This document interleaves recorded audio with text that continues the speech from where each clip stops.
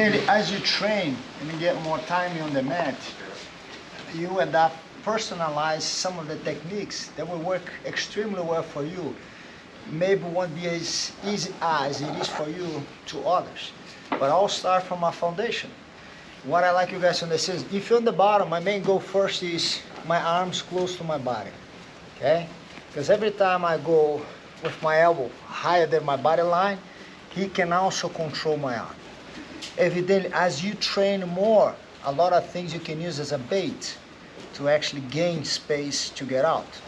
What I'm gonna start doing is this. See, I intentionally, no matter what my goal is, if I keep my legs down, my guard is down.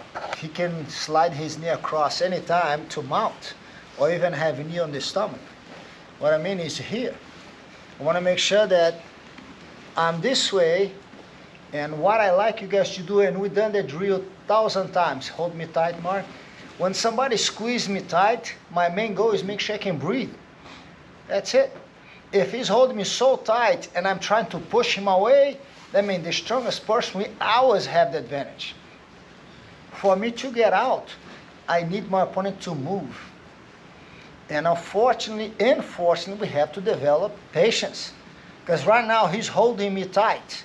And the question is, who's holding who? There's nothing I can do, but nothing he's doing. I mean, we're equal right here. And when he try anything, you see he has to give me room. And if he walks in, has a door, I'll be able to walk out. Hold me again. By having my hands here, one of my goal is, no matter what my arm is, I'm gonna just get under his chin. Once I have that, see my hands are never grabbing the gi. My hands are touching his body. See how my knee is? I'm kinda wanna just move this way. Now once I have that, I will turn my body towards him, just to get my knee touching my elbow. Okay, right here in the bottom. Once I have that, I create a wall. For more than he fights me now, is I can have now my second leg in. Now, he cannot make the bone on my leg shorter. And I wanna make sure that when we get out, we're not getting away from him. We're regaining control over him. Because if I try to get out and start moving this way, he continue attacking me, then now he's back holding, controlling me again. Make sure escape is get out of his control for you to gain control over. I can start here. My goal is one knee over here, my elbows close to my body. I'm moving out like I'm opening my elbows a little bit. Now turn in.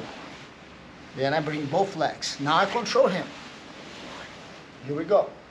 Now he's in front of my legs, and I always imagine my legs as a shield.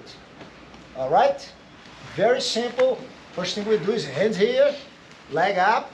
My arm opens out like this, then I face him. Once I get one leg, this one follow through. I want to see you guys finish right in front of your opponent. All right? 1, 2, 3. Yes, the most common control is this, which that gives me a lot of easy access to his neck. But the challenge we have is that even if my arm is out, I don't want to be high this much, because now he can wrap around my elbow, even with the other hand. Yeah, you see my arm's under control. I want to make sure my elbow is below his shoulder, because now any control he tries to do, hold my arm, it's hard for him, because my body weight.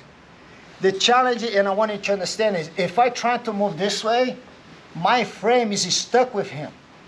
And for more than I try to create the space, he controls my shoulder.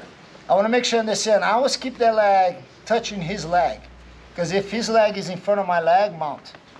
You see what happened? I want to make sure that if I'm in contact, mount again. See what happened? It's very hard for him. But the challenge now is I try to move the hip, and I'm going against his arm. No, first thing I do, you see my hand?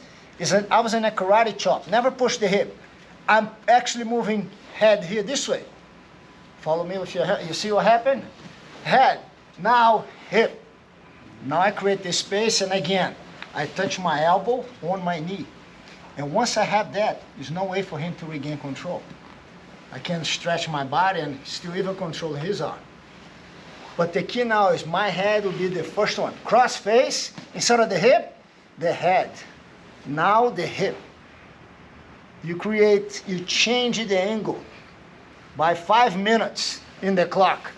Here I'm stuck. Here, look. Even if he tries to hold me on, now look, here we go. All right, let's do it. 1, 2, 3. Thank you. Here when you're outside, but if you don't feel, Jiu-Jitsu is feeling, not what you see, is what you feel. And this is very common position. People change the base and they pull your arm up. And somebody heavy does that to you. Depend how far you are on your match, it can be the end. What I want you guys to understand is, you see how Mike pulls my arm? Go ahead, Mike. And we try else, use the hand. No, pull my arm again.